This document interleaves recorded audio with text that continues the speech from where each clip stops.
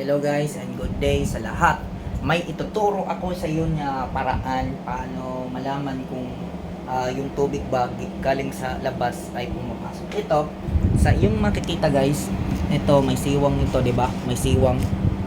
Ibig sabihin pag may siwang, pag umuulan siya dito guys, so yung tubig dito dadaan dito na banda.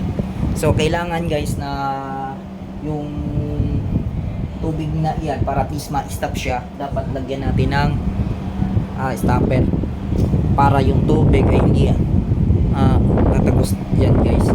So pinaka-importante sa lahat at sa mga kapwa ko technician ay gamitan natin yung paraan para at least satisfy yung customer natin. So yun lang guys, maraming salamat sa mga nanonood at nagsuporta sa channel ko, Gar TV, and bye bye.